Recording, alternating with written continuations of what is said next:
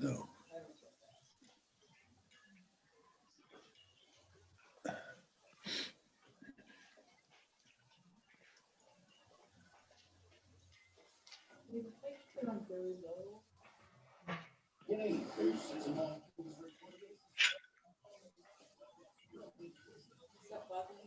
That's too loud.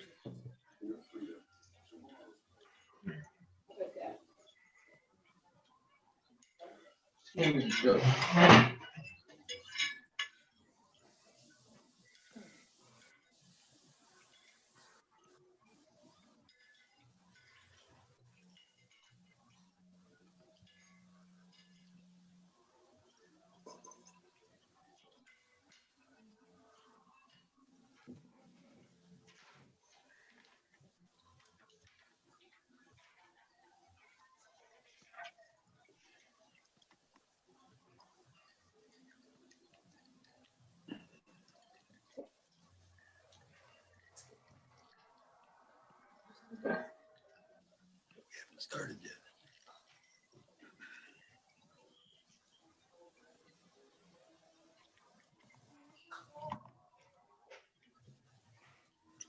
Chuck and Craig, I don't know how long you want to give it. We still have a lot of people signing in. I'm happy to go through the pre-meeting talking points. Why don't you go ahead? Okay. Well, welcome everyone. If this is your first time joining us for one of our virtual Community Board 8 committee meetings, I'll walk you through a little bit of the process. You'll notice that everyone is muted except for the co-chairs, Chuck and Craig. And whenever we have presenters, they'll be unmuted as well. You are unable to unmute yourself. So following the presentation, the co-chairs will be able to engage the members of the public who want to speak on the topics by you raising your hand through the reactions button at the bottom of your screen. So if you open the reactions button right now, or you hit the more button if you're on your phone or an iPad, you can find the raise hand button. It's important to hit the raise hand button, not the wave or any of the other icons, because those will disappear. Only hit the raise hand button once, and then your hand will go up to the top of our list, and Chuck and Craig can call on you after the presentation. If you're calling in from the phone, it's *9 to raise your hand and *6 to unmute. Be on the lookout for a prompt asking you to confirm unmuting once the co-chairs call on you. The chat is available for technical support only. It is not going to be viewable by the co-chairs or the presenters. So if you put anything in the chat, it's only going to go to me, and I can only help you with Zoom software problems, not with the actual presentation. If you're using an older version of Zoom, you may need to go to the participants menu at the bottom of your screen to find the raise hand feature there. And please do not raise your actual hand. We will not be able to see you, and therefore we will probably not be able to call on you. If you have any other questions, don't hesitate to chat me in the chat box, and we can get the meeting started whenever Chuck and Craig are ready. Okay. Let's call the meeting to order. This is the April meeting of the Transportation Committee of Community Board 8. Welcome, everyone. I'm co-chair Chuck Warren, and my other co-chair Craig Lader is here. And Evening. And today we're going to hear a follow-up presentation to our presentation last month from the Department of Transportation on updates to the proposal to make the East 61st Street, 67th Street bike lanes, crosstown bike lanes permanent. And we had asked the DOT to go back and address certain concerns. And that's what they're going to primarily talk about today. And hopefully that we spent a lot of time last month on this, and hopefully we can get through this in a little speedier version tonight, and we'll see how many, we had many more people here so far. I don't know if we're gonna get more. Let's see how it goes in terms of how we have to manage the time here. I know I saw Ed Pinkar, who is our borough commissioner, Manhattan Borough Commissioner. And I guess, I don't know, I haven't seen if the other members of Ed's team are here yet. Ed, is everybody here? Hi, Chuck. Hi, Craig. Yes, my colleagues are with me. I'm joined by Kimberly Rancourt and Colleen Chattergoon of my office, as well as Paula Rubira from our bike group, who's the project manager for this one. Good.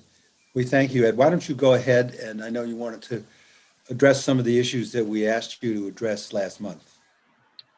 Absolutely. And Will, I don't know if it's easiest for you to put the presentation up or for Paula to share her screen.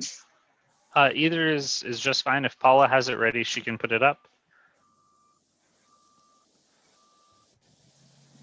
She does. Paula is always at the ready. Well, good evening, ladies and gentlemen. Again, my name is Ed Pinkar, and I am the Manhattan Borough Commissioner for New York City DOT. In follow-up to our very lengthy and spirited discussion last month, the committee had asked us to drill down on some details at particular locations, particularly the dialysis center, the daycare center, and a couple of open restaurant setups on 61st and 62nd Streets. Tonight, we want to give the committee and public an overview of more specific designs. We have worked with those stakeholders in the last month and explained a little bit more about what we were thinking and how we would be able to accommodate their needs. I think we're in a pretty good shape. So I'll just ask Paula Rubira to run through the current designs, and then we'll be happy to answer any questions about these updates.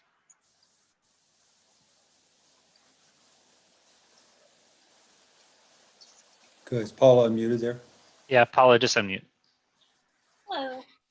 Good night, everyone. My name is Paula Rubira. I'm a senior project manager with the Office of Street Improvement Projects. I just want to provide a little bit of background on this for folks that weren't here last month. One of our goals at DOT is to provide protected crosstown bike lanes approximately every half a mile. We've been working south of 59th Street. We completed 4 different pairs of protected crosstown bike lanes on 12 and 13, 26, 29, 52, 55. We're wrapping up implementation for the 38, 39 Queens Midtown Tunnel in the spring. As we talked about last month, 61st and 62nd Street, important corridors in the transportation network. It makes very crucial connections. It provides a direct connection to the protected bike lane on 1st and 2nd Avenue, to the Waterfront Greenway and the Queensboro Bridge Path, Central Park. I included some photos of the design elements we're proposing. On the left side, photo number 1 is a curbside delineator protected bike lane. The second picture shows what the design would look like for 34-foot wide segments west of 2nd Avenue. And then Paula, it's Ed. I'm sorry. I don't know. Is anyone else able to see the different pictures? I'm just seeing currently the title screen. Am I? Right. Sorry about that, folks. We'll get that addressed in a second. okay, let's see. Let's try this again. Do you guys see the photos, the map? Much better. Yes. Okay, great. Perfect. Okay, so the last photo is the connection on 60th Street. On the south side, we're proposing a 2-way path to connect people to the Waterfront Greenway. We are also proposing opening up the Queensboro Bridge Path and provide direct access to the crosstown lanes. Sorry, I'm having trouble switching slides. I don't know why. Do you want me to put the slideshow up? Yes, if you don't mind. I'm sorry. I'm just having... No, I don't mind. Give me 2 seconds. Thank you.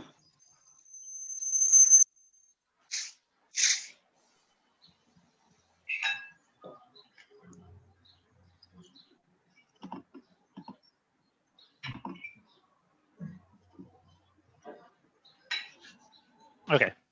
Which slide were you on? I think we are ready to go to slide 3. Okay.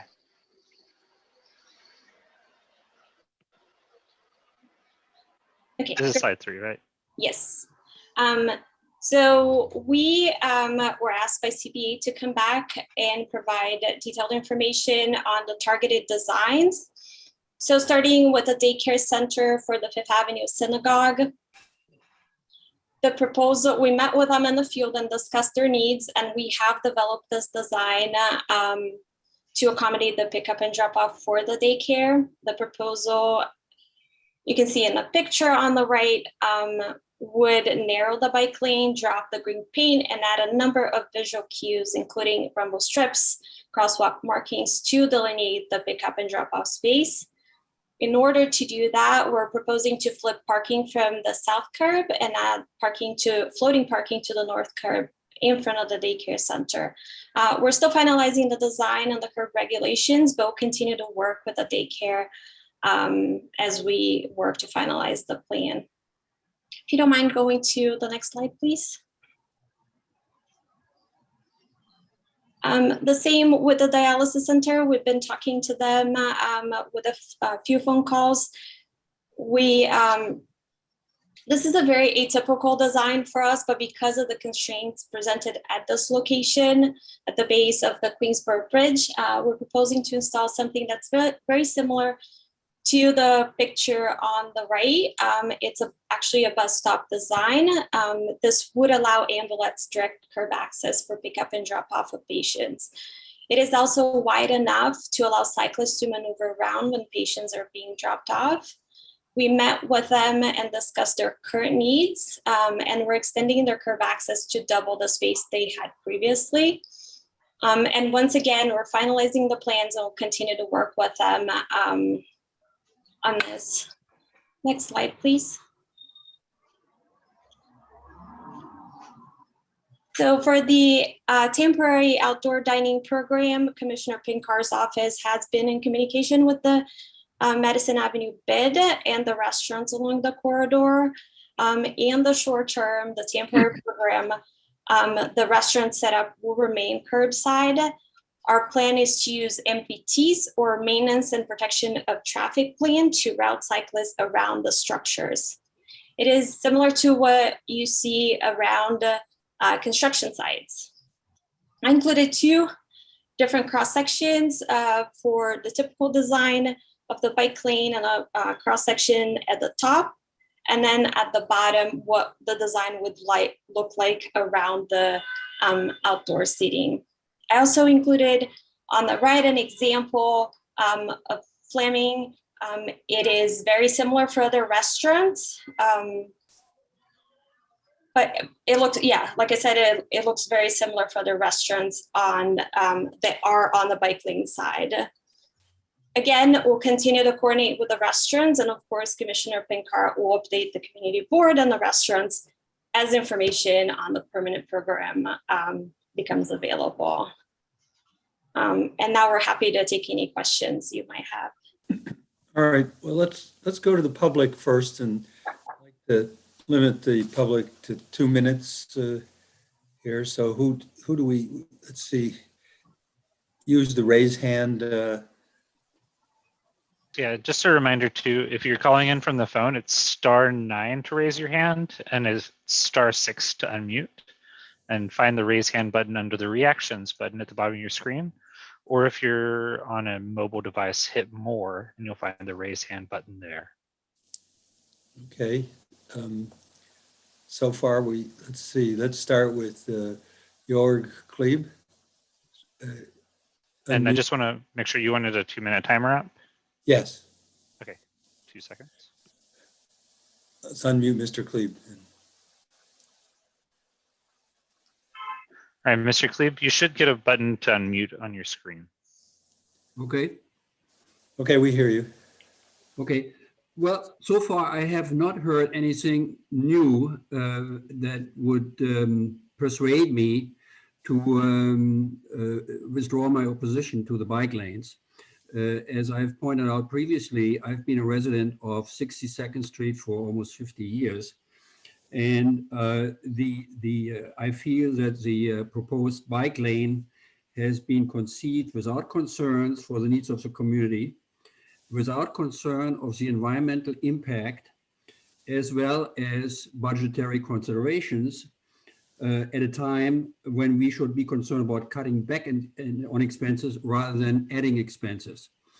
I know that all of us present here volunteer our time, which I'm sure is not the case for the representatives of the Transportation Committee. You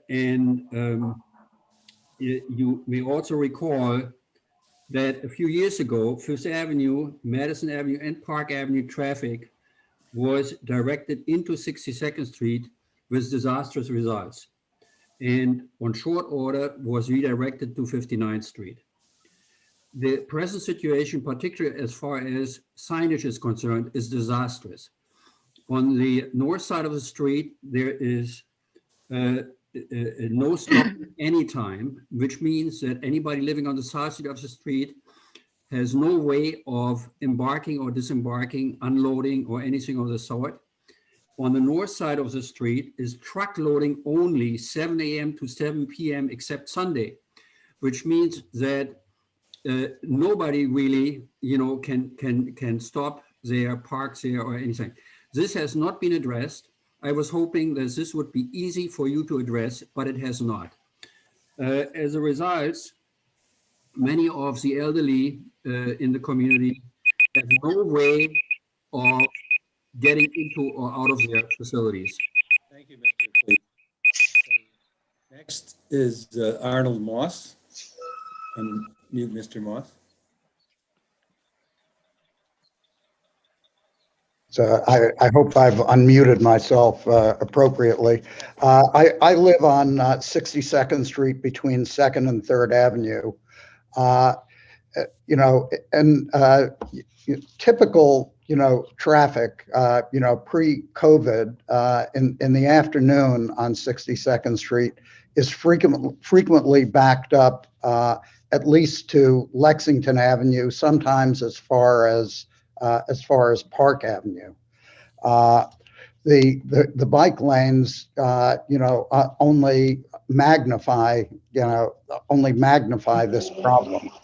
It's my understanding that the bike lanes were located here based on a traffic study, which was done during the COVID period, which is very atypical of normal traffic patterns.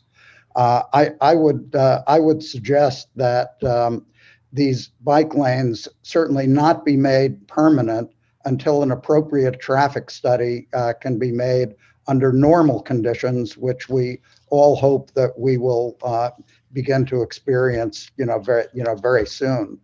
I also like to, expand a little bit, on what the gentleman before said. At present, there is no way for us to stop and load or unload in front of our house.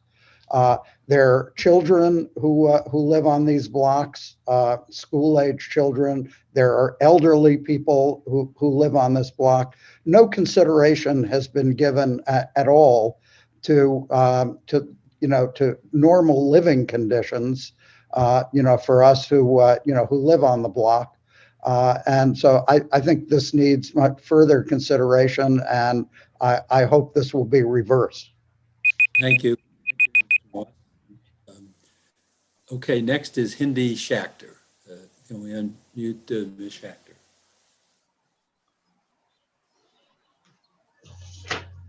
Okay. I'm Hindi Shakhtar. I'm on the steering committee of Families for Safe Streets. I'm a 50+ year resident of the Upper East Side and a senior citizen cyclist. But you know all that already, because I've been here talking about how to increase safety at least twice at these meetings. We need safe streets, and I am so pleased that the Department of Transportation has come back every time, making these bike lanes on 61st and 62nd, even safer. Every time the community has asked you for something, you've gone more than the mile, more than the way to give it to the community. So I have two things to say today. One is thank you, Department of Transportation. Keep it up, give us the lanes. The second thing is people are talking about senior citizens. I want to say senior citizen cyclists such as myself need safe lanes. If you want to help the senior citizens of the neighborhood, numbers of whom are cyclists, give us the lanes. People talk about children. Children need safe lanes. I cycle with my grandchildren. They need safe lanes. And Department of Transportation, I'm looking to you to give them the safety they need. Stay the course, give us these lanes, give us our lives. Thank you. Thank you. Okay. Next is Julianne Britannia. And can we unmute Julianne? Hi, everybody. You've heard me speak at least 3 of these other meetings, and I wanted to just say, as president of Treadwell Farm Historic District, I've heard from our members and our area residents, and the overwhelming majority are opposed to these bike lanes. And it's not because we are not anti-bike. Many of us are bike enthusiasts, but rather we fear the impact which DOT has removed a moving lane of traffic on these historically busy streets as an ill-conceived plan. We urge CB8 to not make these bike lanes permanent as requested today until there's a true reflection of what is normal traffic and the clear picture of this impact, as well as the upcoming congestion pricing plans. A traffic study needs to be performed and shared with the public, but cannot possibly be tested during a pandemic when the traffic is still a fraction of what we would normally see under normal conditions. DOT needs to be accountable here. We appreciate all the updates they've given today on some of the changes of the visuals, because I do know that we have asked for those, and I'm delighted that they've come back with plans that may be good for the dialysis center and the school, but there need to be accountable and should critically analyze traffic data and bike lane usage. The data shared at last month's meeting was from 2014 to 2018. That's not really accurate, nor is it current to make these critical decisions now. DOT needs to be responsible for traffic enforcement if these bike lanes and street traffic are to be managed. Pointing a finger at at the New York Police Department is not a solution. DOT also needs to ensure that there's regular maintenance of these bike lanes and cleaning of these streets. It should be DOT's responsibility to enlist Disney to clean the bike lanes and the streets. DOT's accountability should also include managing rush hour traffic officers on critical corners and traffic parking and enforcement, as well as bike use enforcement. It seems unfair to make these decisions when there's not true representation of normal. Thank you. Okay. Next, we have Paul Crickler. Thank you very much. I want to thank the DOT very much for all the work you people do. My fellow citizens asked you for some answers and you gave them very well today. So thank you. I am one of the 58% of New Yorkers who does not drive a car. I used to until quite recently, but I don't anymore. And I would like somewhere safe to ride my bike and for my family to ride their bikes. And I personally think we give too much of our attention and care to people who drive cars compared to the number of people who don't. We deserve and demand at least as much consideration. As recently as I think in the last week or two, someone else can correct me, there was a survey done, I saw a video log of this, where there was logging of traffic on First Avenue, very close, I think, to where we're talking about. And at certain times of the day, it was 50-50 number of bikes in the bike lane compared to cars. So people want to have a safe space to ride and to walk as well. And if it's people who own cars who take objection to that, I'm sorry. I used to be one, but I'm not now, and I want to have a safe space. I think CB8, if you don't vote for this, you're effectively putting us in a car, putting us in a reverse gear and taking us back to the 20th century. We should be riding and walking into our safe future. That's all I had to say. Thank you all. Thanks very much. Okay. All right. Next, we have Devin. Can we unmute Devin? We know Devin. Hi, my name is Devin. I'm a resident. Can you hear me? Yes, we hear you. Hi, I'm a resident of 62nd Street, part of the Treadwell Farms Historic District between 2nd and 3rd. I'm also a former public member of this committee, and I'm here to speak strongly in favor of the permanent bike lanes. There's been a lot of talk about going back to normal. I don't want to go back to a time where somebody is killed on our streets every other day by a reckless driver, which is the normal on our streets right now. We need a new normal that is safe for the residents of this neighborhood, and that includes street safety design changes like this bike lane. And I think the members of this committee know that this bike lane is the result of a request from this community board, which this board has requested that the DOT come back and implement crosstown bike lanes not once, but twice. Our elected representatives, Ben Kalos and Keith Powers, are strong and open supporters of bike lanes. They ran and they were elected on that. They voted for Intro 1557, requiring the DOT to implement a comprehensive bike network. The DOT has spent a lot of time with us. They've come back to us with a plan that allows people to get dropped off at the dialysis center safely, which I think is fabulous. So I hope this committee will take yes for an answer when it comes to working with the DOT. I hope this committee will be a responsible partner with the DOT to implement this plan, which will make our neighborhood, our streets safer, not just for me and my family, but the cyclists who deliver our food, our packages, and really for pedestrians and even for drivers. So DOT, I hope you'll implement this plan. Thank you. Thank you. Okay, let's see. Next is Louisa Pagel or Pagel.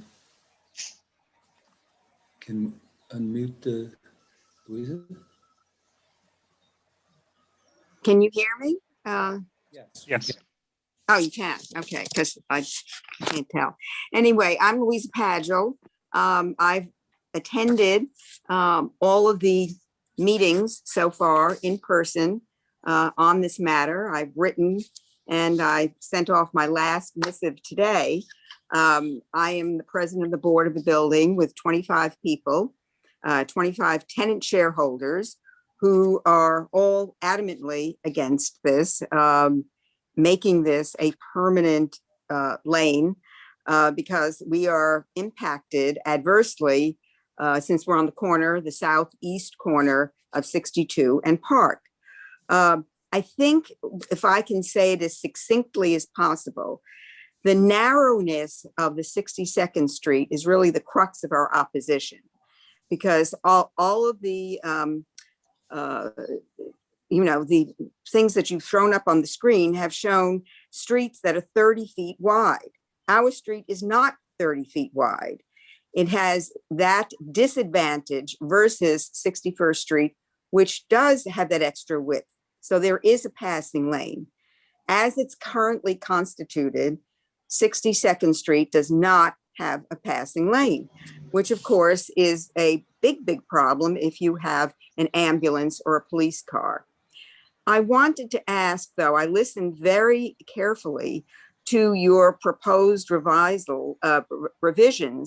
to the school and to the dialysis center. And I'm wondering if it wouldn't be at all possible, if you could possibly shave some inches off the east-going lane on 62nd Street, so there would be an opportunity for a vehicle to pass. And if you could do it for the school, why couldn't you do it for us?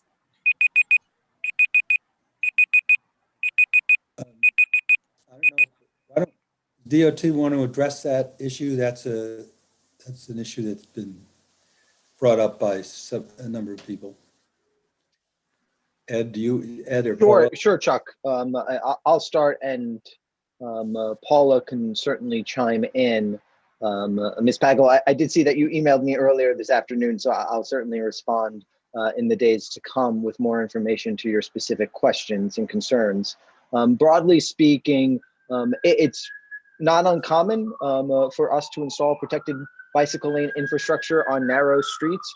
If you look at 12th and 13th streets, for example, these are very similar widths, and they vary throughout the corridor, similar to the way 61st and 62nd Street do. Generally speaking, the design on these corridors would be for there to be obviously the bike lane running against the north curb, and then where possible, where the street is 34 feet wide, to also accommodate a floating parking / loading lane on the north side of the street. Where that's not possible on the narrower roads, and the specific treatment for the daycare center, we would be removing the parking from the south side of that street in order to make up for the difference and accommodate loading and unloading specifically at the daycare center. So that's our approach to a tailored solution. Could we have removed parking from all of the south side of the street for the length of both corridors? Sure, that raises different challenges and different impacts on others. We feel the design that we're moving forward with is preferable. Paula, did you have anything to add from a technical perspective? Yeah, I think I'll just add that we review all our projects with FDNY. Every time we propose something, we have extensive conversations with them. We have in them great partners, and they know that in the case of an emergency, they can use the bike lane. The bike lanes in the permanent design will be wide enough for emergency vehicles to use them if necessary. We also incorporate no standing zones across the street from the bike lane, so that vehicles and other emergency vehicles can go around. These lanes, if made permanent, they're also plowable and sweepable by DSNY. Thank you, Paula. And Ed. Next is Matt Bauer from the Madison Avenue Bid. Can we unmute Matt? Hi, good evening, everyone. I just wanted to say thank you for hearing our concern from the Madison Avenue Business Improvement District, by the way, and just wanted to say thank you to the community board for hearing the concerns of the restaurants on 61st and 62nd Street within our district. And I just really wanted to echo what Ed said. I think we really did have a productive conversation with DOT. And we're all very much appreciative of the fact that you were able to accommodate their needs. This is critical for keeping these restaurants in business and keeping the restaurants' employees working. So really, thank you very much, also the community board and Councilmember Power's office. As you heard, though, the open restaurant program rules are still under formation for the permanent program, and how they're addressed in bicycle lanes in the future is something that, of course, is going to be a further discussion. So I'm sure we're going to be back here at the community board working in partnership with you and in DOT and the restaurants to come up with, be at the table to come up with solutions that work to keep this vital program going for our restaurants. But really, thank you very much for listening to our concerns and for DOT for accommodating us. Thank you very much. Thank you, Matt. And you're correct about the permanent program. We'll have to come back, I'm sure, and talk about it. Next is Evelyn David. Can we unmute Evelyn David, please? Remember, hit *6 to unmute, Evelyn. Yes, thank you. Hi, good evening. Thank you very much for having this and continuing on to discuss this. And it is, okay, so I just want to say one tiny little thing.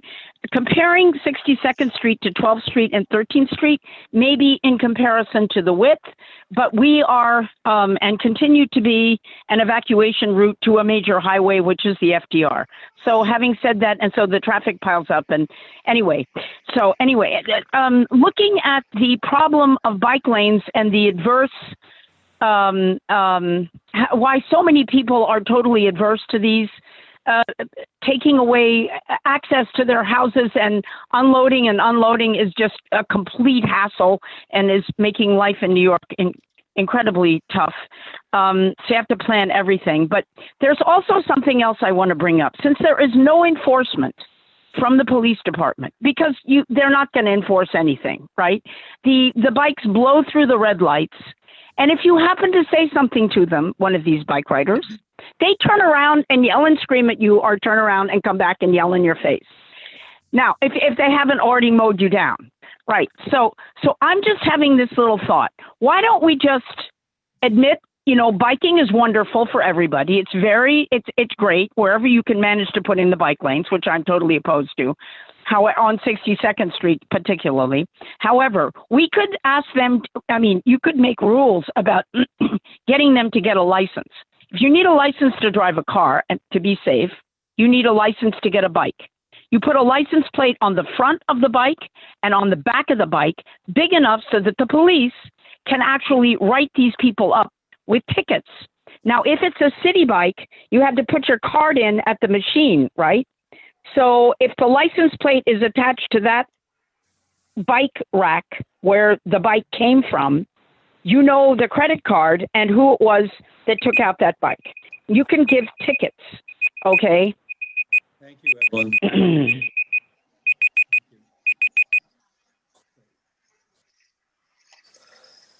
Okay, let's see now. Who's next? Judy Licht. Okay, can we unmute Judy? Sorry. It's okay. Judy, confirm unmuting on your screen. There you go. Can you hear me? Yes. Okay. Look, everyone likes bike riders. I agree with the board. We should have them. But I don't understand the logic. I'm a senior citizen who's owned a home on 62nd Street between Park and Lex for more than 30 years. I also have young children on this because I was an old mother. I know what living. We can't unload. That's impossible. But the real issue is, why would you pick 62nd Street, which other people who live on the street have mentioned, is a main artery to the FDR, which has, even in COVID, I've been watching, we have backed up traffic.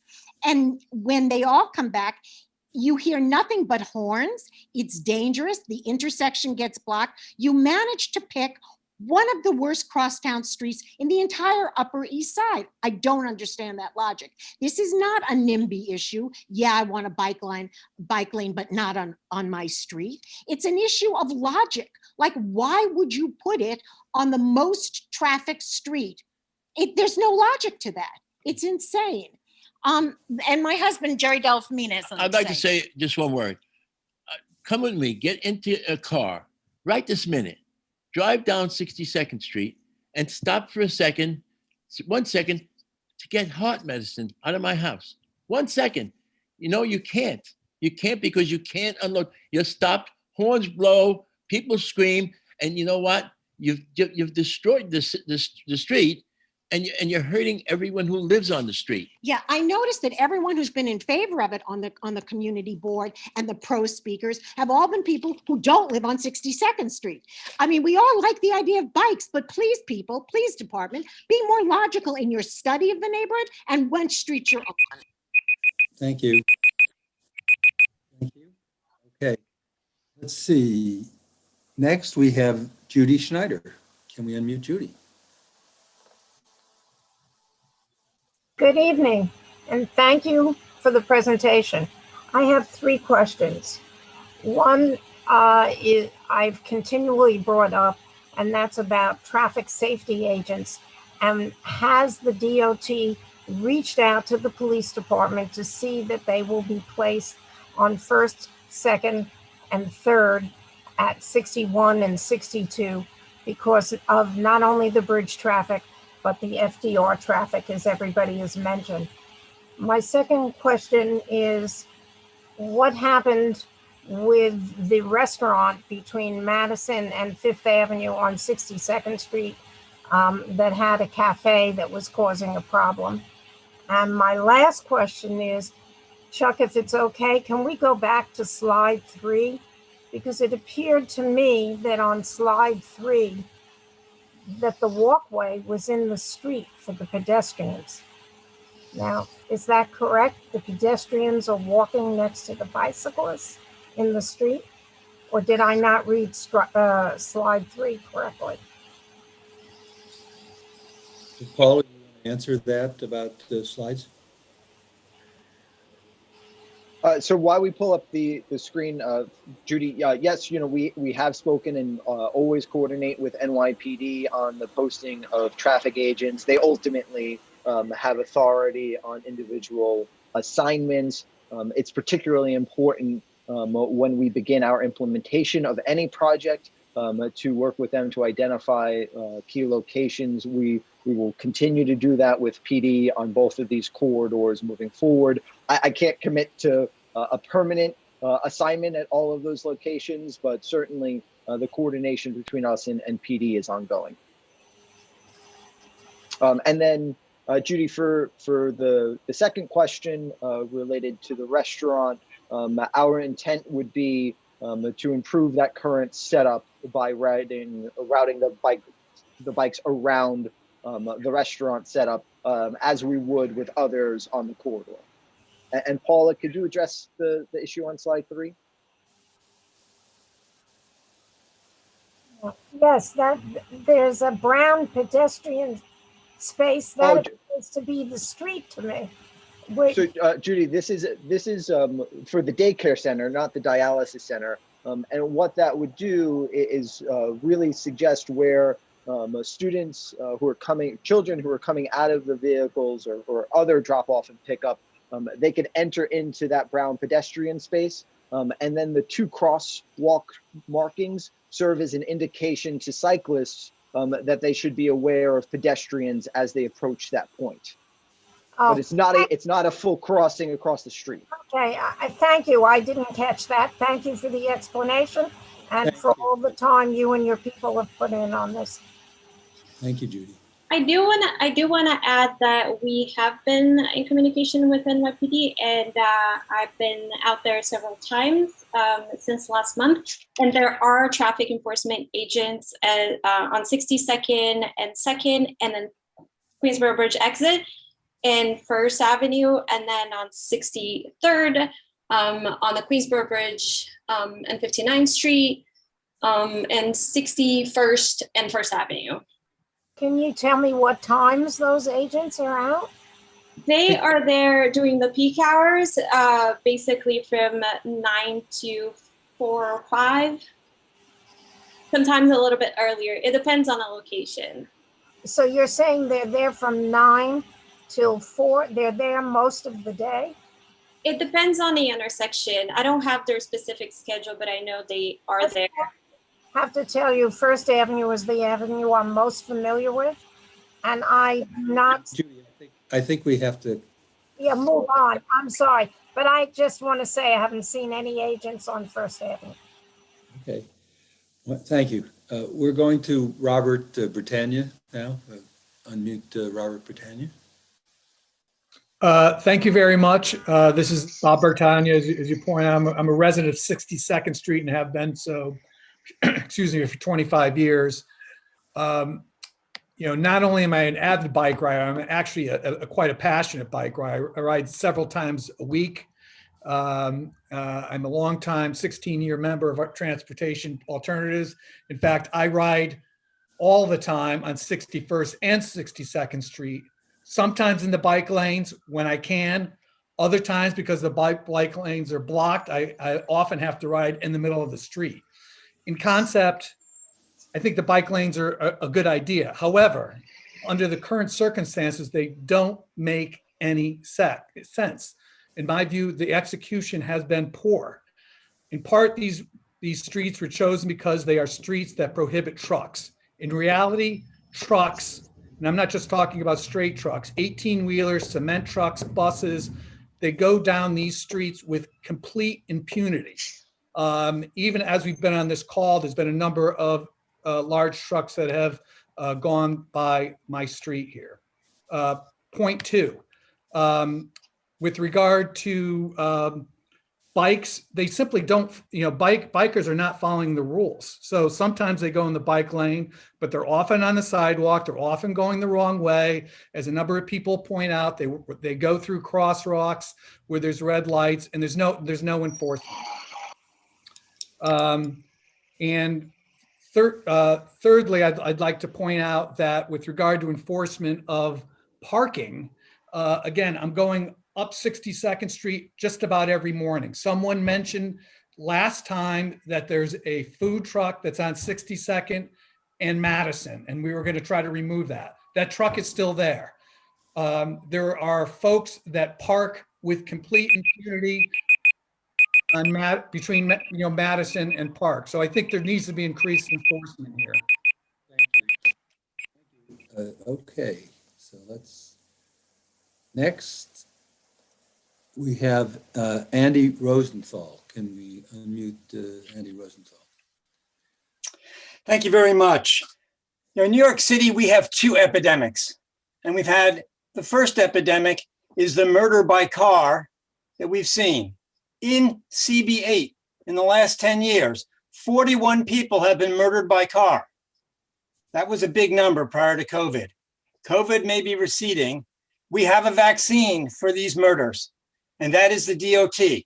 And they have come today and delivered. And they have come for the last 3 months and delivered against every complaint that the people who claim not to be NIMBYs have made. We need to stop this murdering, and we can do it. People have asked, why 61st, why 62nd?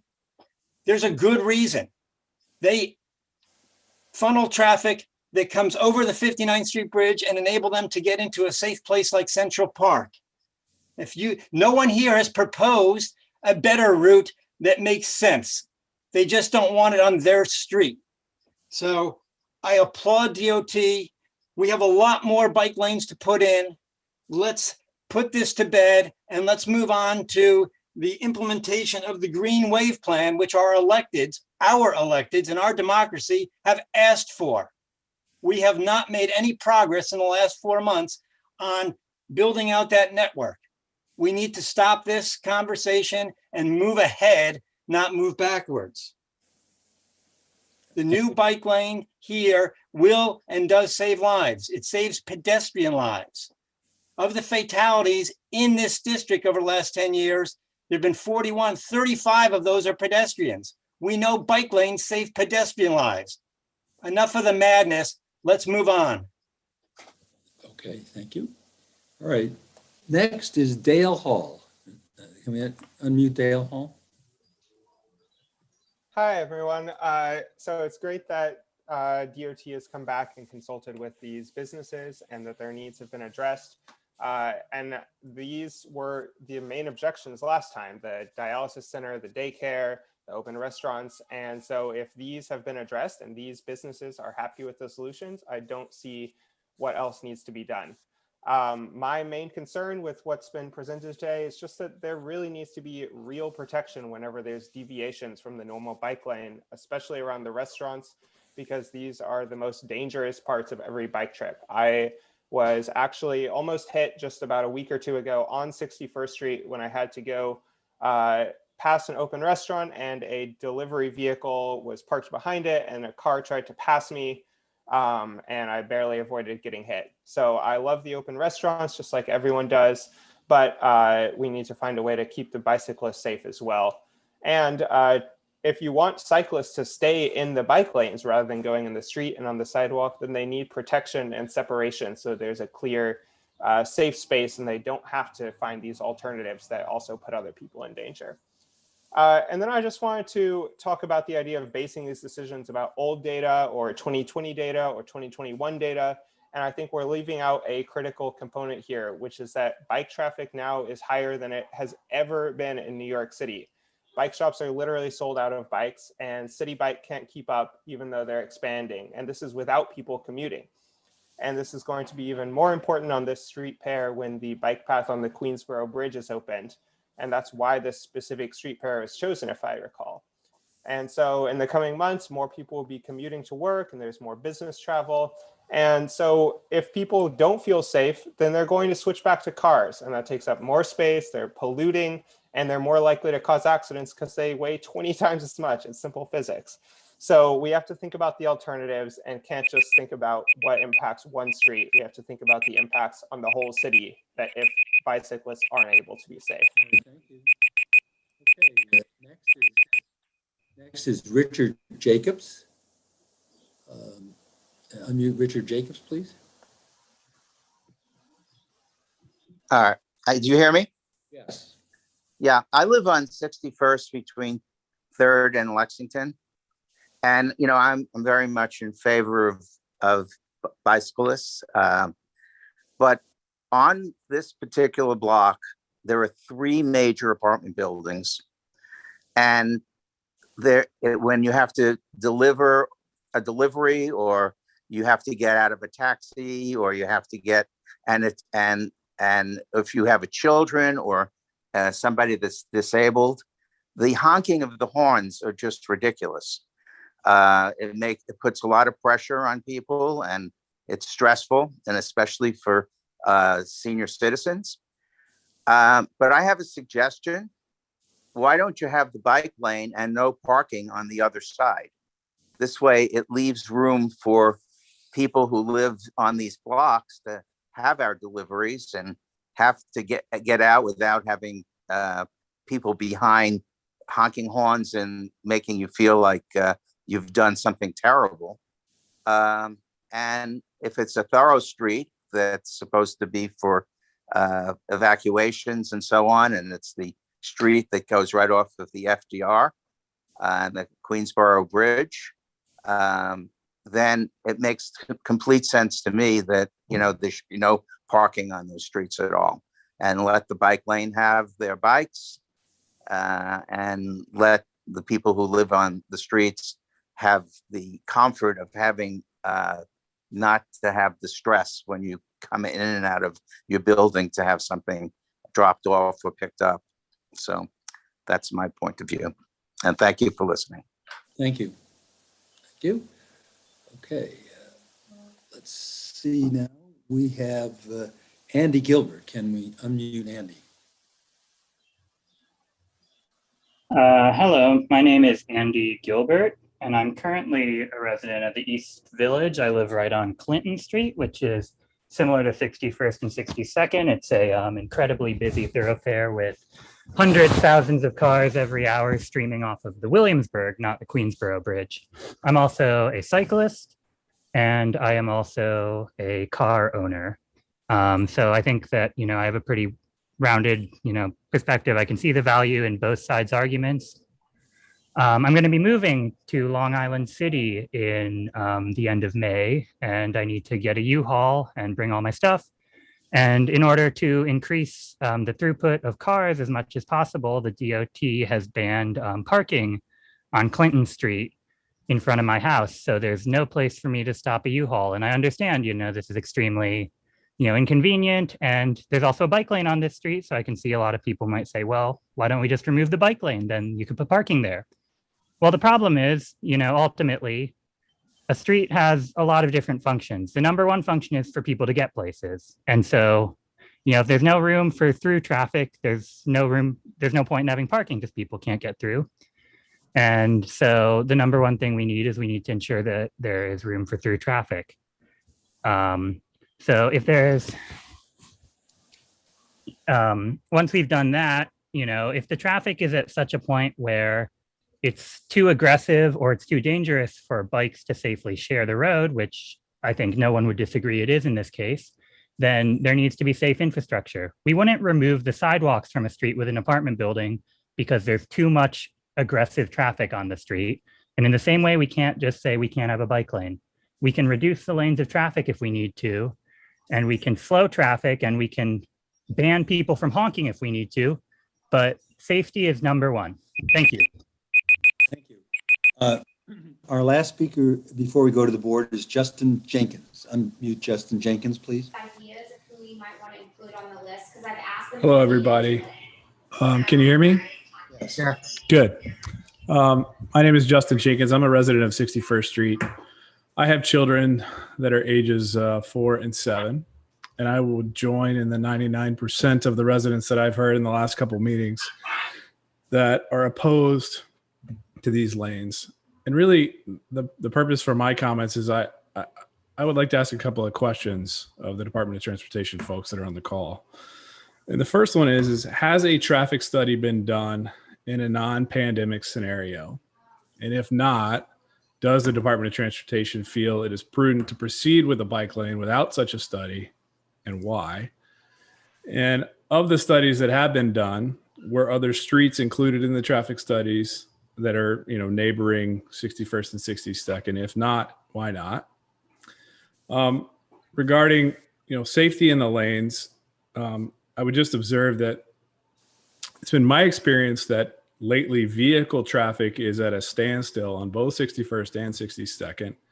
Meanwhile, the bikes that are going down the bike lanes, the temporary bike lanes, are traveling at rates of 20, 30 miles an hour with their e-bikes speeds. And what is Department of Transportation's feeling about those variances in the speeds? Because to me, it's a very dangerous situation. Whereas, people are exiting vehicles, crossing the bike lanes. I've had it happen with my kids. And I'd like to know the Department of Transportation's feelings on how to address that issue. Regarding the traffic enforcement agents, I would just observe that I think reliance on them is a bit incompetent. They tell these folks, all they do is tell you when the light is green and when the lights are red. If it's raining, they're standing under an awning somewhere, and they don't enforce any kind of traffic laws whatsoever. And frankly, I think they're a waste of taxpayer money due to their ineffectiveness. Thank you. Ed, do you want to answer those questions that were raised by Mr. Jenkins? Sure, Mr. Jenkins, my colleagues and I did, I think at the last meeting, go into great detail about the analysis we conducted not only on 61st and 62nd Streets, but on surrounding blocks to come to the determination that we wanted to start on these two corridors. Yes, traffic is heavy, but we've successfully placed protected bicycle lanes on other heavily trafficked streets, including 38th and 39th Streets, which lead to tunnels on either side of the island.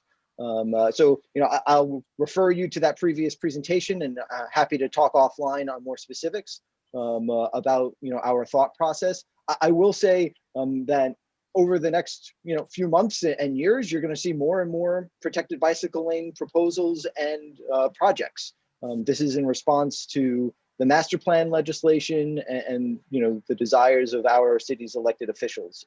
So while we are not starting on 65th or 66th Streets now, it may be that a year from now we're back with another plan.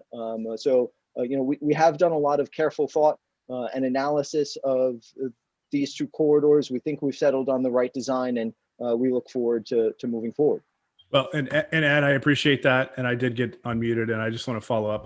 Unfortunately, I have the benefit of being a trial lawyer. And so I'm very good at knowing when someone doesn't answer my question, and you didn't answer them. My specific question was, has a traffic study been done in a non-pandemic scenario for these two bike lanes? And you didn't answer that. And if so, well, and if you would have, I'm sorry, if you would have been at the previous presentation, or if I can talk to you offline and have you go through the analysis that is posted on our website, you'll be able to see that. Okay. All right. Thanks. Let's go to the board. Let's go to the board now. And are there board members who want to chat on this? I see Rebecca Dangoor. Yes, Rebecca. Okay. Hi, thank you guys for coming back. I was disappointed to see that we don't have a representative from the dialysis center here. So I was wondering, Chuck and Craig, have you heard from her? Is she happy? And maybe if DOT can re-clarify and confirm that they have spoken. and that the dialysis center seems happy with the plans. Well, I know that Ed mentioned to me that they have spoken, they've had conversations with the dialysis center. Maybe Ed can characterize the conversations at this point. Yeah, I just want to double check because she seemed a little, or last time she had mentioned that they hadn't spoken, so I just want to make sure. Yes, Chuck, and Paula can go into more detail, but we have spoken, we've reviewed our plans, their needs. Again, we're actually increasing the size of their current loading zone from 20 feet to 40 feet. I don't want to characterize them as being happy or upset. I think they know that they now feel that the designs will be able to work for them. Whether they would have preferred a pre-temporary bike lane condition versus what our proposals are, you'd have to ask them. But I do think that they're satisfied that we're going to be able to accommodate their daily needs. Great, thanks. Thank you. Okay, let's see. I think Michelle Birnbaum. Can we unmute Michelle?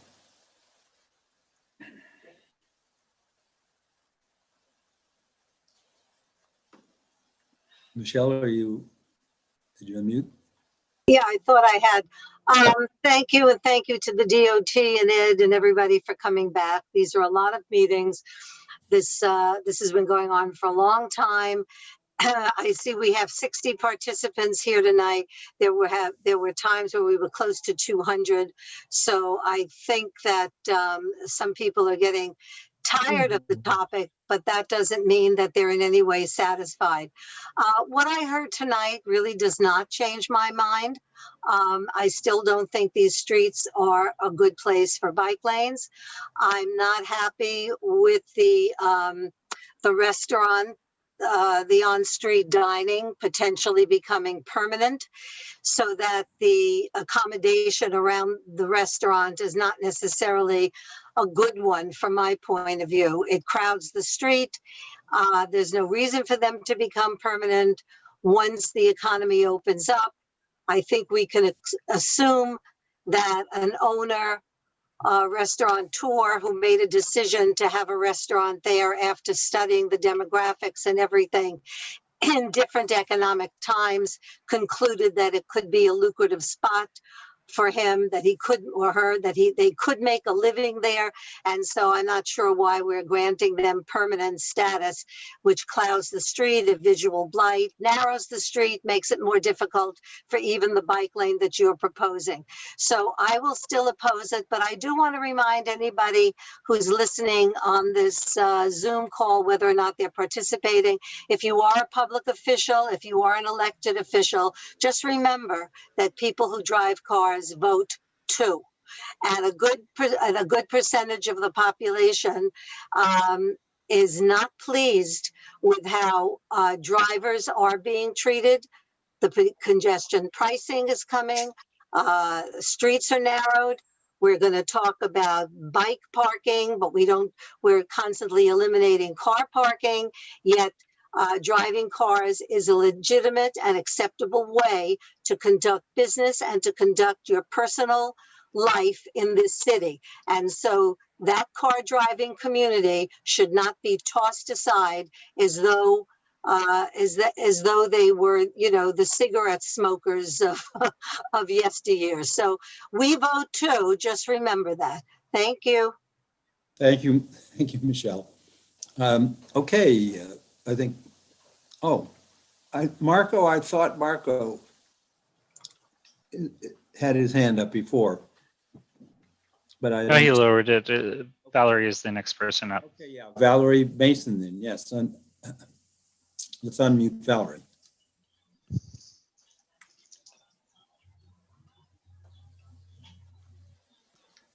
Valerie, try unmuting.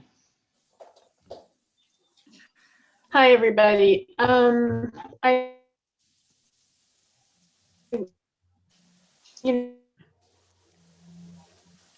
Look, a lot of people are here. Valerie, if you don't mind starting over, I think you've been cutting out, and I don't think any others are having problems hearing you as well. Can you hear me? Yeah, now we can. Or not. Your screen is now frozen. You may be better off trying to shut your video and seeing if that helps you bandwidth and allows you to speak without it cutting out.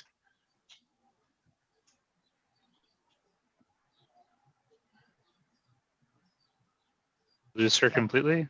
I think we lost her completely. So Marco's hand is up again. We may want to just go back to Marco and wait if Valerie comes back. Valerie's having a problem. Marco, why don't we unmute Marco? Okay. Marco? Can you hear me now? Yes. Yes. Thank you. Oh. Yeah, said this is a poor solution. Yes, indeed. I don't see no plan presented.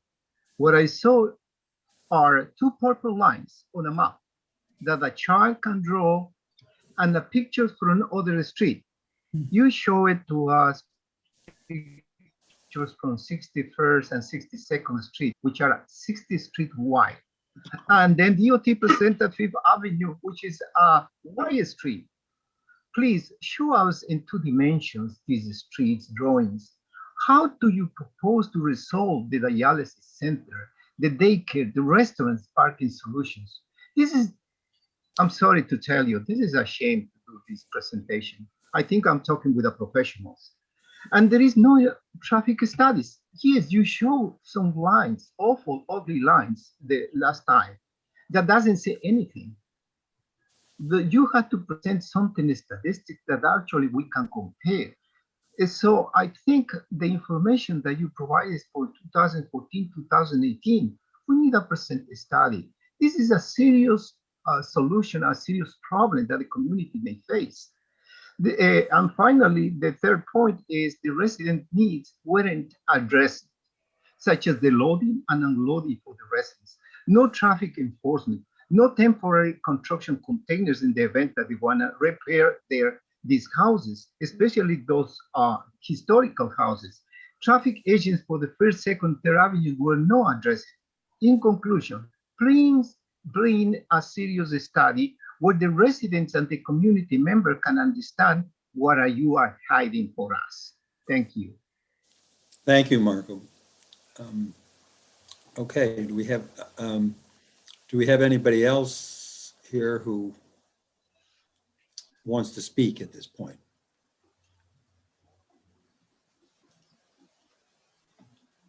Is there anybody, did you see? There's a member of the public who has his hand up. Vince. Okay. Why don't we? There's no board members at this point. Not at this point. No, we're still waiting for Valerie to make her way back on, I think. Okay. Why don't we have the member of the public then unmute? Go ahead, Vince. Yeah, my name's Vince Gallo. I'm on 61st. A few thoughts I have, and I park in the garage, so I have no, the street means nothing to me as far as parking. A few observations. Oftentimes there's no garbage pickup on the north side of 61st because with the plastic stanchions, it prevents that. When it snowed recently, with the plastic stanchions, the plows are unable to plow the bike lanes. So that then forced the bikes into the street. So now you have bike lane, yet you have one lane because the left side heading west has parking. The center lane is the car lane, which now is coupled with the bikes because there's nothing going on in the bike lane because it's filled with snow. The biggest, as we heard before, there's no loading and unloading. Now, the biggest problem, which was addressed sort of peripherally, is that there's very little discussion about traffic enforcement as it relates to bicyclists. And we're not limiting ourselves to bicyclists. There are also scooters, electric bikes, and the like. That now brings me to a personal situation. I had the unfortunate experience of having been T-boned by an electric bike who's an off-road bicyclist who blew the light heading south on 2nd Avenue at 64th, heading south. He ignored the bike lane. He was traveling in the center lane. The bike was an off-road bike. The law limits electric bikes to those that do not exceed 25 miles an hour. The electric bike that struck the side of my vehicle at 6 in the morning had a speed of 31 miles an hour, as my research determined, in addition to the fact that it was an off-road vehicle that is not allowed to travel or on the road under any circumstances with that 25 mile an hour limitation. When I had asked the responding officer as to whether he would be ticketed for having an unregistered vehicle, no license, no plate, no insurance, I was told that the commanding officer of the precinct instructed their officers that they're forbidden from ticketing. Valerie, can we get Valerie now? Hi, sorry about that. I appreciate you hanging on for me. I want to just say a couple of things. I appreciate that the DOT has come back with this plan, but I think, you know, these bike lanes that we've had now for several years in a variety, you know, in Community Board 8, there has never been a coordination between, it's just been, let's put these bike lanes down, and there's never been a coordinated effort regarding enforcement. And that has always been an issue. And as more people use these lanes or don't use them, even when they're put down, it's just been the DOT rolling out these lanes with nobody who is there to make sure that there is safety. And there's no accountability in terms of what happens once these lanes are placed. Do we really see reductions in accidents, et cetera? I mean, most people who get hit by a bike don't even report it to the police. And, you know, the number of times a bike is going in the opposite direction on these lanes, people don't even report it. And now with the electronic bikes that are zooming, and now there are scooters, literally scooters in these protected bike lanes along 1st and 2nd Avenue. And while I am for protected bike lanes on the avenues, I think there needs to be a moratorium with any additional lanes until the city comes up with a plan for enforcement. And the traffic agents aren't doing the job. They're not really trained for bike enforcement, and there doesn't really seem to be a plan. And until there be a match between putting these lanes down and somebody being really responsible, not just another throw on to the police department or the traffic police, whichever, some coordinated, whether DOT needs to have their own, if you will, police force for this. I don't think we should be putting down any more bike lanes, at least on the crosstowns. Let's get a commitment that there is a plan for expansion. And I just also want to say that, you know, a lot of this is put off on the cars, and to Michelle's point, and I don't even drive, you know, there will be electric cars very soon and they will be used throughout the city. And when we're looking at a plan of coexistence between bikes, pedestrians, and cars, we need to start talking about charging stations for cars. And they're not going to be the polluters that everybody pawns off here. And so that has to be part of the equation too. So I'm going to have to vote no on these lanes, because I don't feel like we should be talking about any more permanent bike lanes until we have a plan to enforce what is going on in the streets and the coordination between bike, pedestrian, and car. Thank you. Thank you. Okay. Can people hear me? Yeah. I think Alita raised her hand, so I think we have. No, I just wanted to ask, but maybe I'll wait, about the ratcheting up of the bikes to the scooters.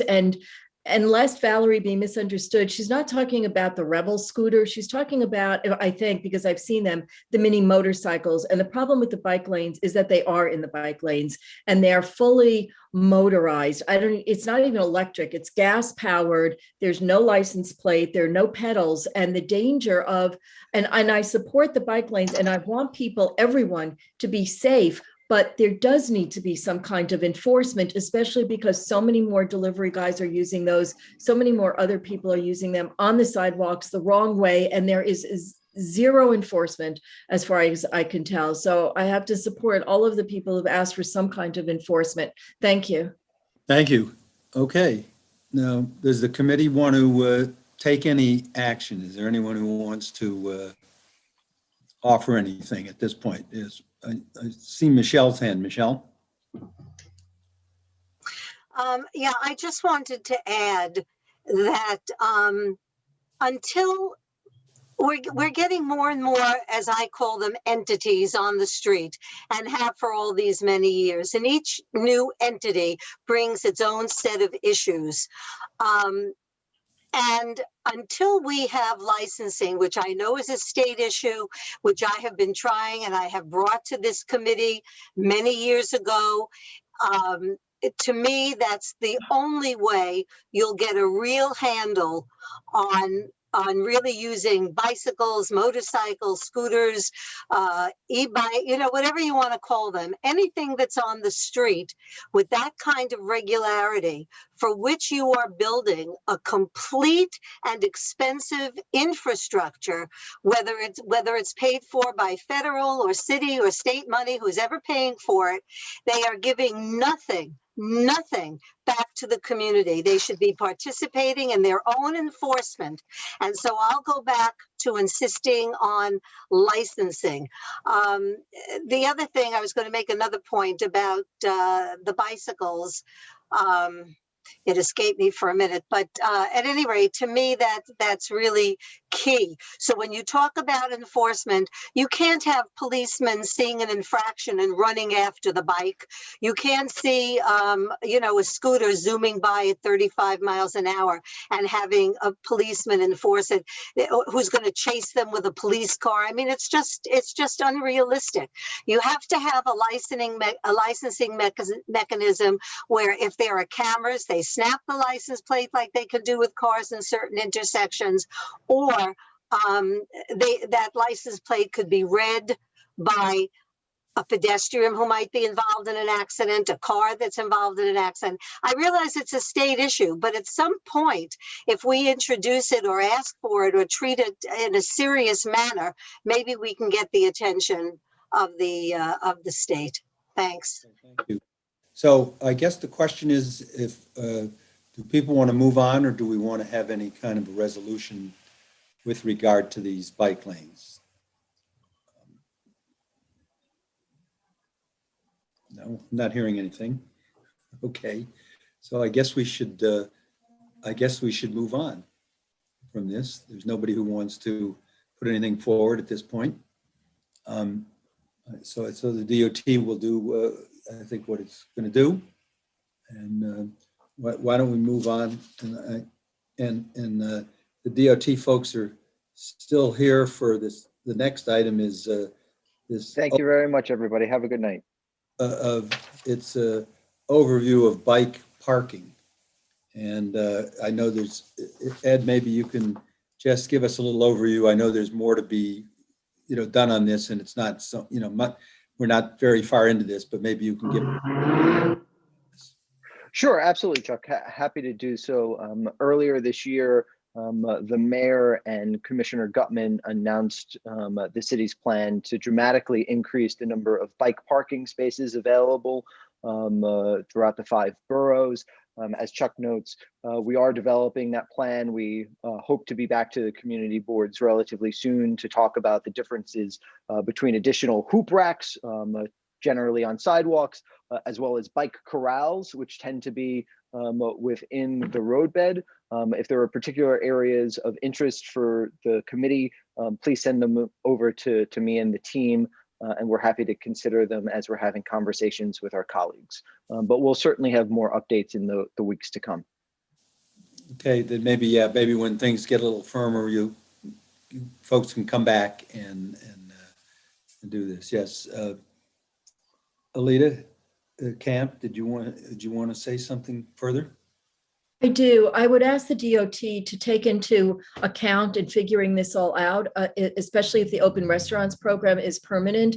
There have been conflicts between the city bike stations and restaurants who are desperate for outdoor space to stay open, and the city bike won't move the station or they haven't been able to. I don't know exactly what the conflict is, but I know that it's been like that around Manhattan. And also to speak to small businesses, because in my conversation with small business owners and managers, the bike lanes, the bike parking can be an obstacle to people getting to the stores.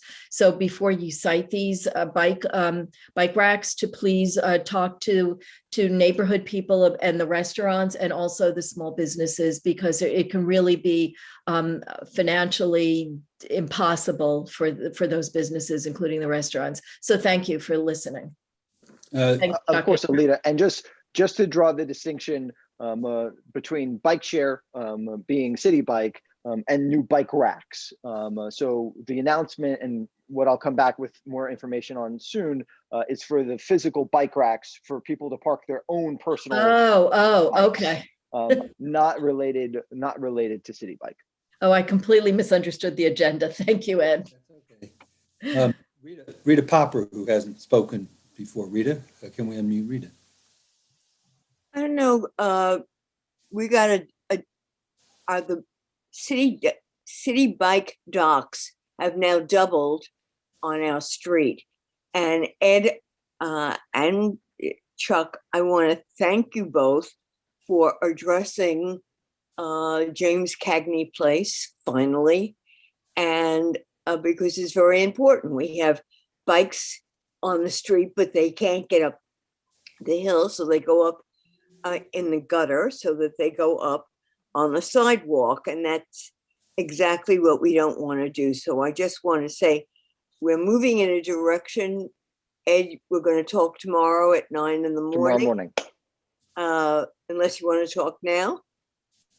No, let's do it in the morning so I can go sing my twin girls to sleep. Oh, okay. Absolutely. Absolutely. But I do want, the bike docks have doubled. The city bike docks have already doubled in our area, 93rd Street, 91st Street. I didn't go and do any of the streets. But thank you. Thank you publicly for addressing everything that I have asked for. Thank you. Thank you, Rita. I want to thank Ed and Paul and Kimberly for being here tonight to come back. And again, we've had a number of meetings on this, and I appreciate all the time that you've devoted to it. There's a few people here. Let's see. Michelle, I think, had her hand up. Go ahead, Michelle. Yes, thank you. Ed, before you run off, and I do want you to put your babies to sleep for sure.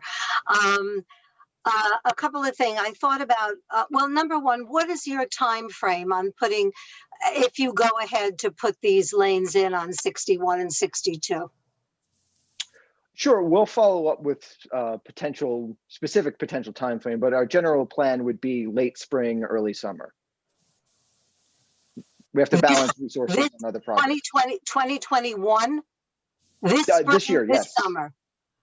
Correct. Okay, so then maybe the committee, we'll sort of let it be. I hope it doesn't go through without any commentary. You've heard commentary from us. You just don't have a vote from us, but you do have commentary from us.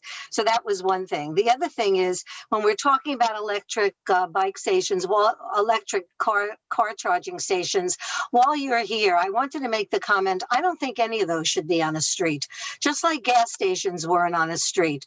That's a private enterprise. And just like people bought and opened gas stations, if they think it's going to be profitable, they will buy property and open electric charging station areas. So I don't think that the city should give up any of the sidewalk for charging stations. That's private enterprise, and somebody should open a station if they think that that's profitable. The other thing is, don't think that electric vehicles are not polluting. Electricity comes from somewhere. Do a little research on where electricity comes from and watch and see what will happen if everything becomes electric. You see where we'll go from that.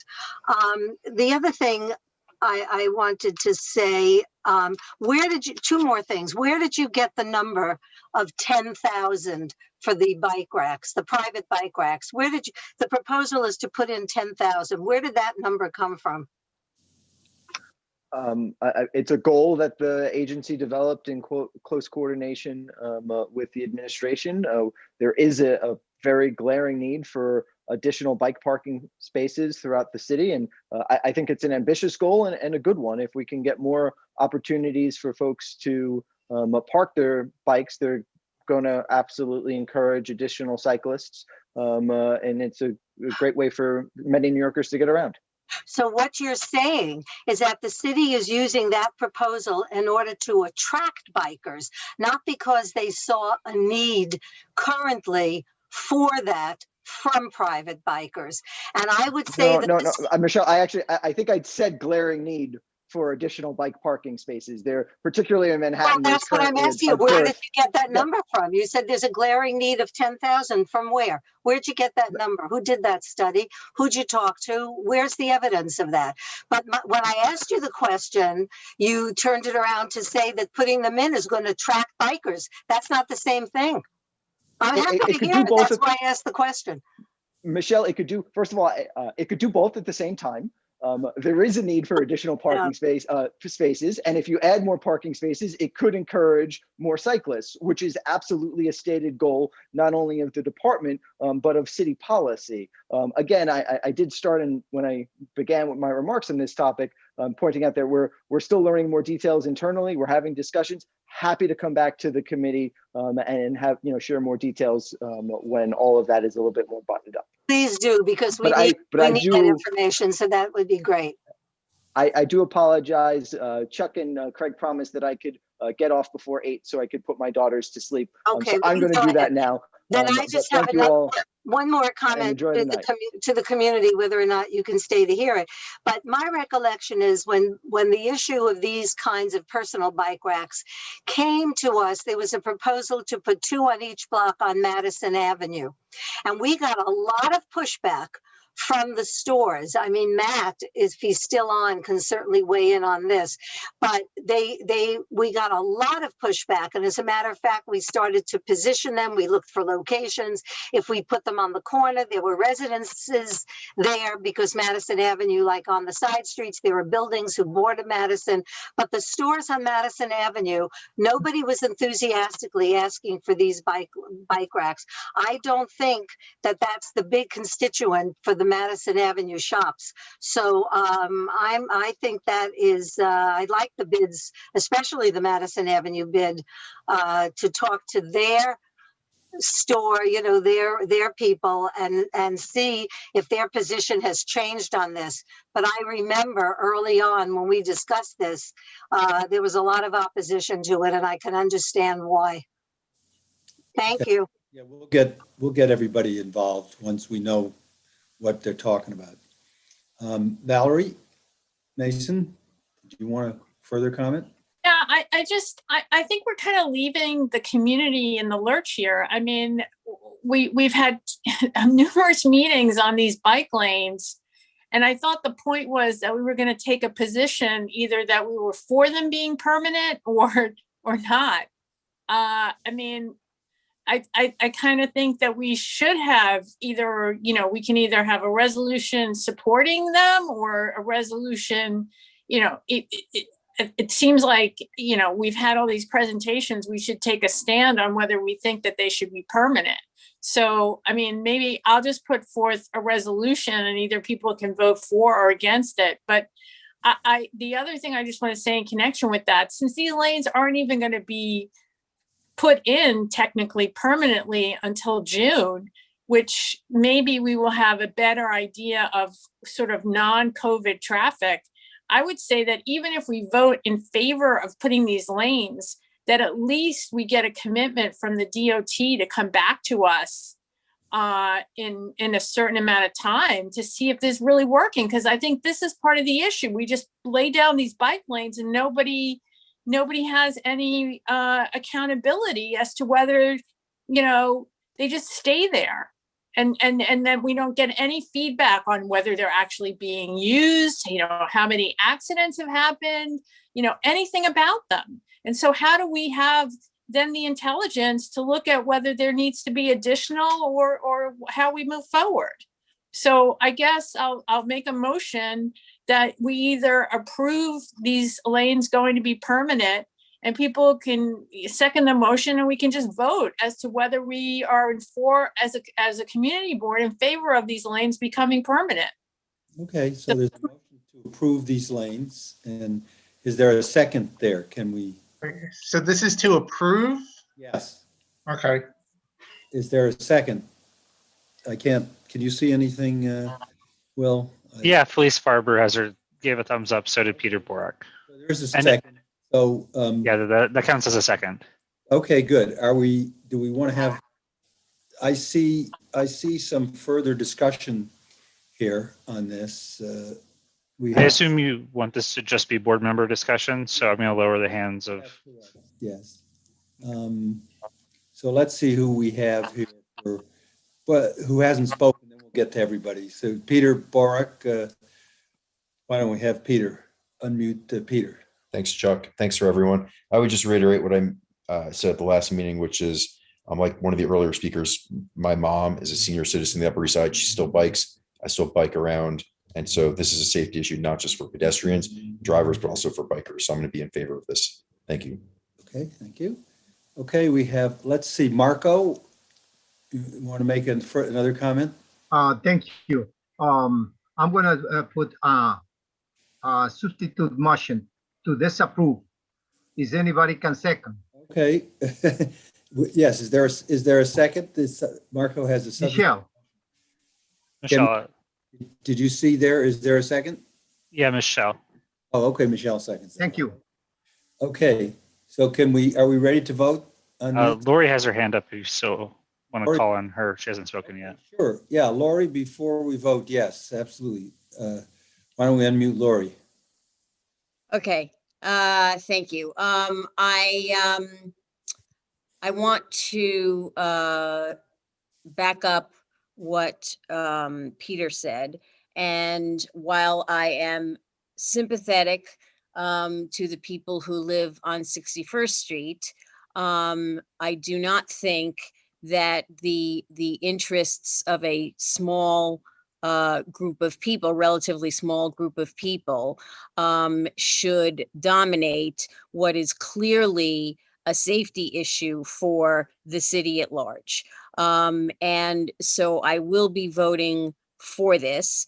And I just want to say that for all the people who are, raising the issue of, well, have you done anything in a non-COVID era? And you're talking about like when things get back to normal, I'm of the opinion that things are not going back to normal. It's never going to go back to the way things were. We don't move backwards in time. We only go forward. And there will be, and it has changed, in my opinion, driving has changed 360 degrees. It's like, it's really, I have a car, most of you know that, and I've really stopped using my car in this pandemic, mostly because there are no parking spaces on the east side, even if you have a pass, which I do. It's just too difficult to use a car. So my car is like for getting out of the city. It's not for driving in the city. And it's been fine. Using mass transportation has worked much better than I thought it would. So again, I think that we're moving away from gasoline cars, at least. And even if you are continuing to use a car, it's just not the people who are coming to the city and living in the city now are just completely different in their outlook. Most people are not, my daughter is 25 years old. She doesn't have a driver's license yet. It's like, which is, unimaginable to me.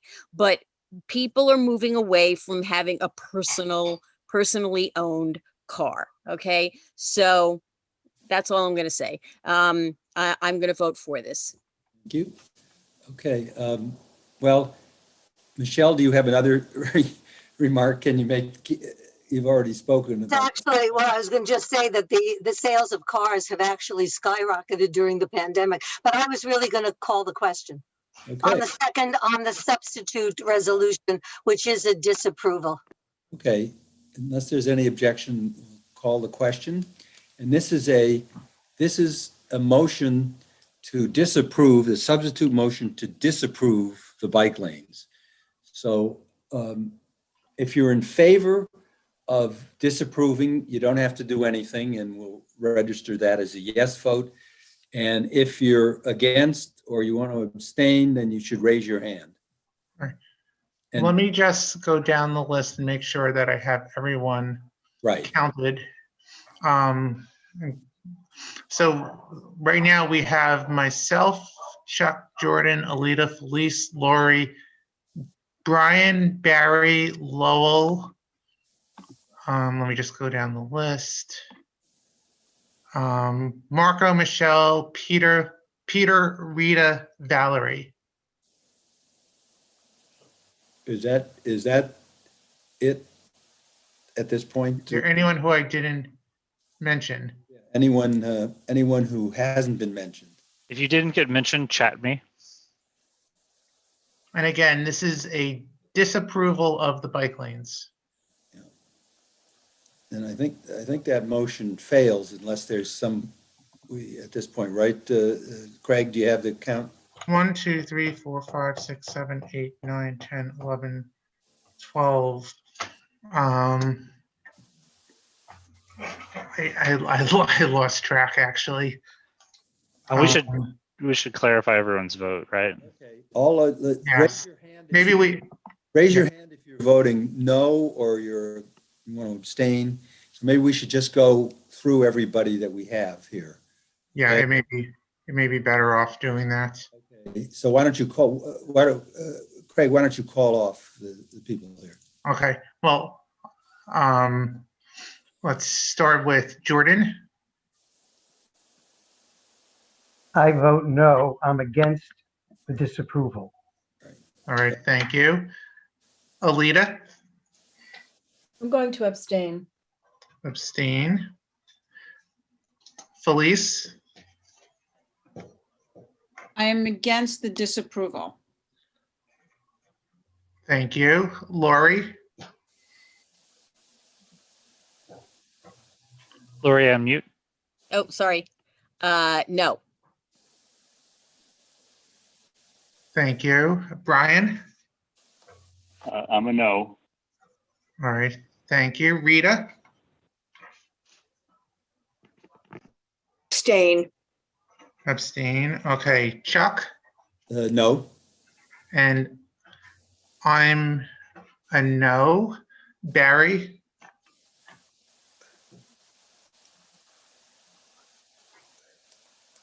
Is Barry there?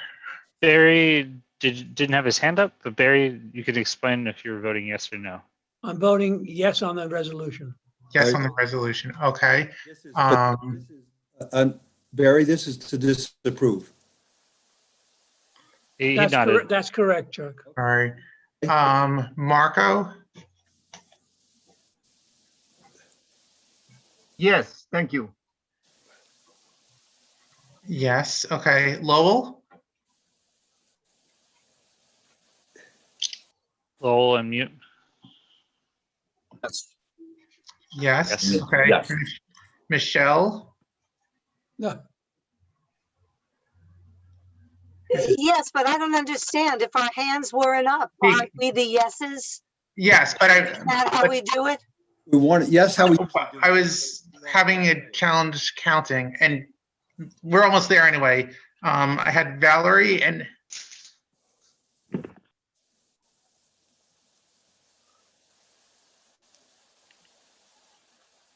Yes, that's why I And- wanted it. That's why I wanted the motion to be for an approval. I assume so.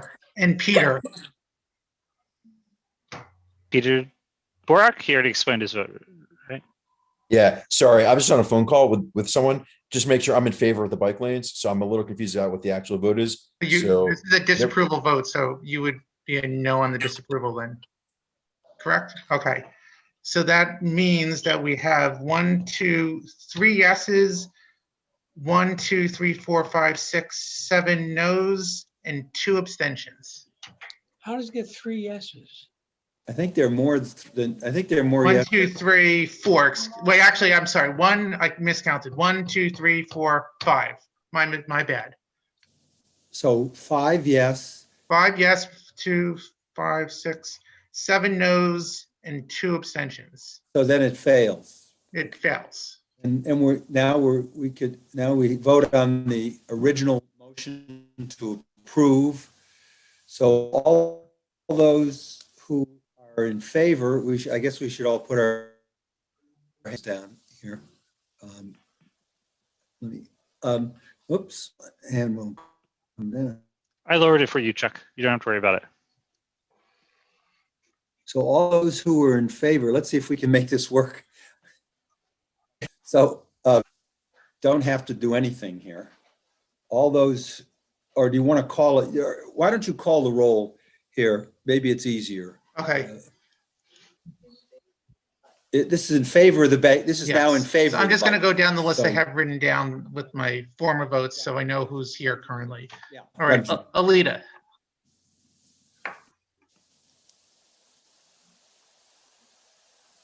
Sorry, abstain. Okay, Barry. No. No. Brian.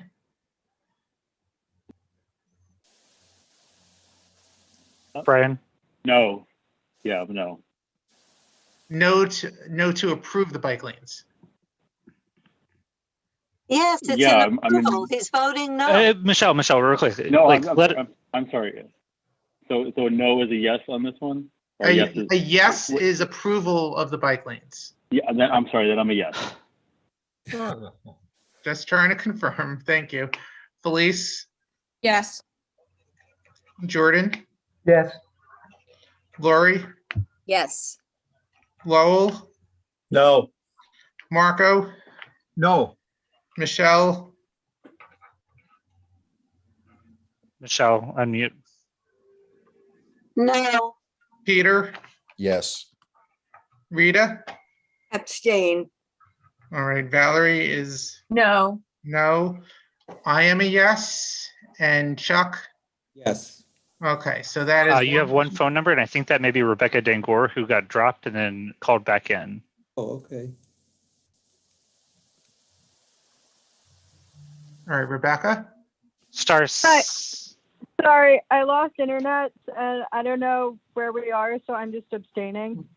This is for an approval of the bike lane, but I'm just going to abstain since I missed part of the conversation, but I'll vote at the full board. Okay. so that is 1, 2, 3, 4, 5, 6, 7 yeses, 1, 2, 3, 4, 5 no's, 1, 2, 3 abstentions. So that fails. That fails also. So fails. we have no position. We have no position. We'll have to take this to the full board. Okay.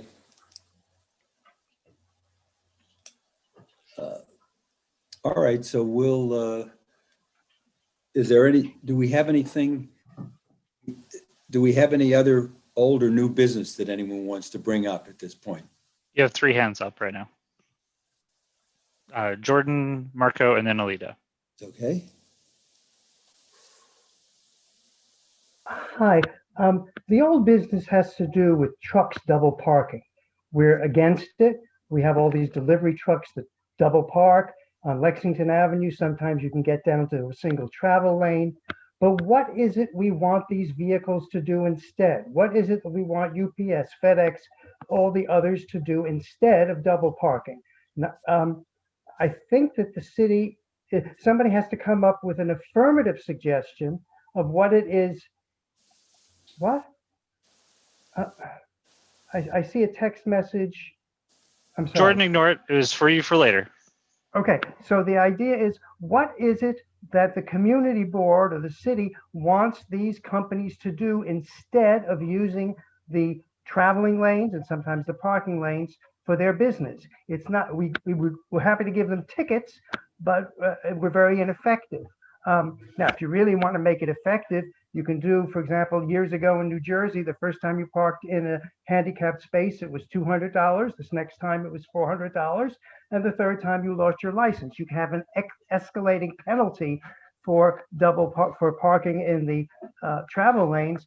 But still, what is it we want these people to do otherwise?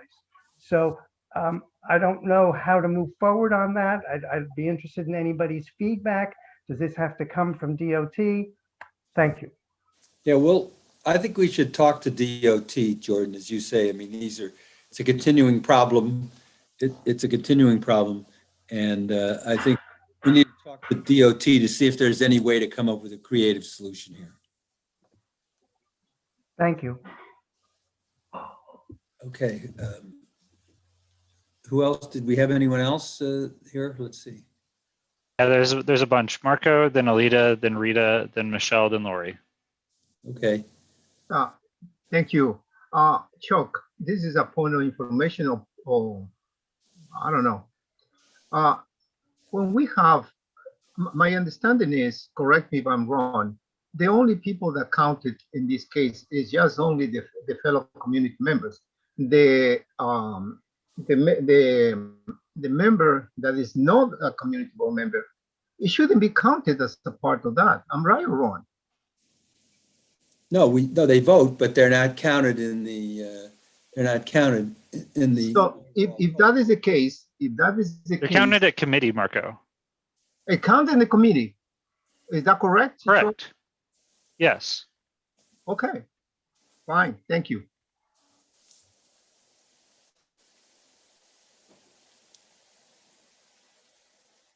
Well, anyway, you're talking about the last resolution. I think it didn't get a majority anyway at this point. So, okay, who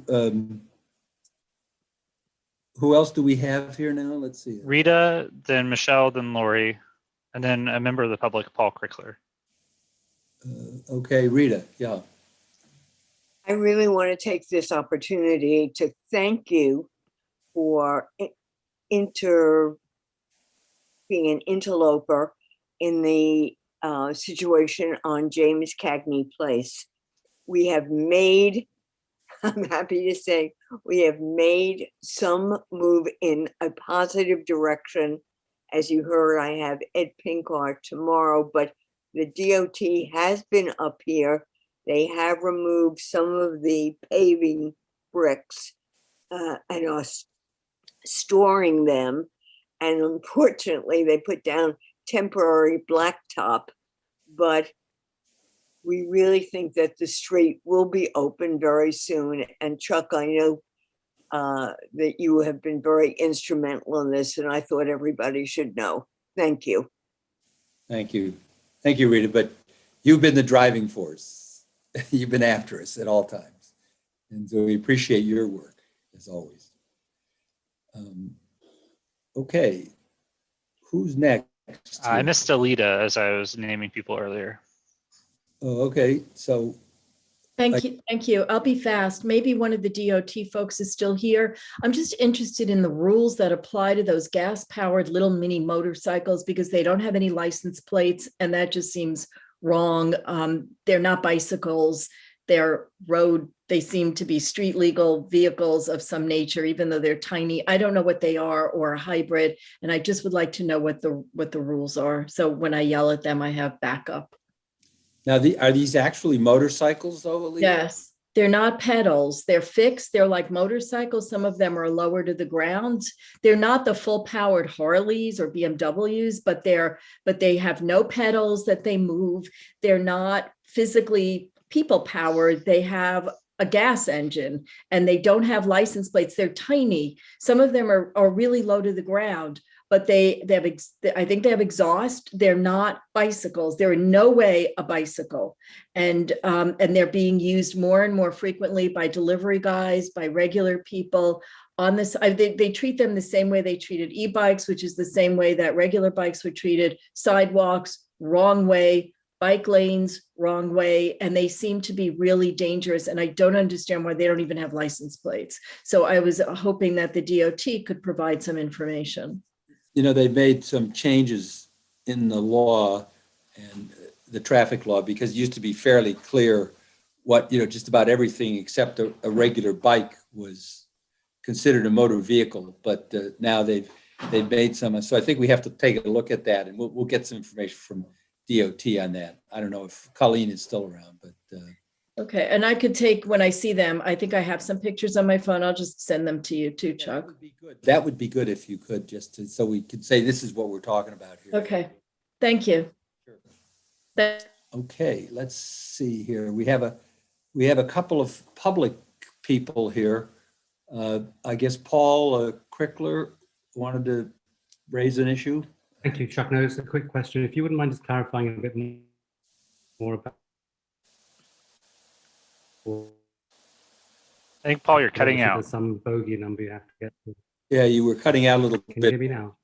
Can you Sorry. say that over again? Can you explain a bit more about, of course. Can you explain a bit more about why this needs to go to the board?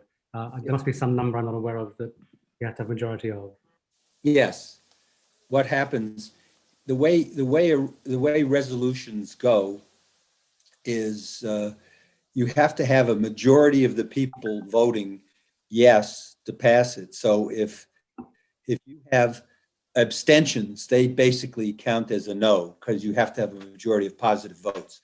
So what happened here is you had, 7 people who voted for yes, but then you had, when you put together the no and the abstentions, that, they were more. So you didn't have a majority of the yes votes. So it would go to the board in any event, but now we won't have a specific recommendation from the committee, and the full board will take it up in 2 weeks. Thank you. Yes. And there, Leah Hanlon, I think, also from the public this is. Yes, thank you. Just to add on to what Lita Camp said a moment ago, there have been packs of not only the usual large Harley motorcycles, but smaller motorcycles with some like dune buggies or ATVs with them.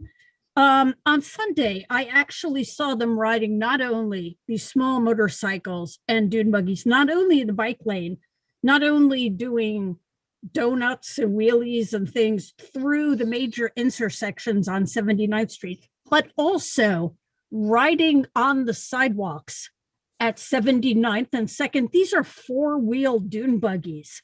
They don't observe any of the traffic regulations. And the reason I bring it up in this conversation is there's just increased chaos on the street. I don't know whether everyone's just gone Wild West during the pandemic, but not only are there bikes everywhere on the sidewalks, salmoning the wrong direction, they ignore the red lights, but actual motorcycles and dune buggies are doing the exact same thing. And I know people have literally moved out of the city, elderly people, because of this. It's just, I really don't know what some of these vehicles even are, but I don't want more of them on the streets until it's somewhat under control and enforced. Thank you. Yeah.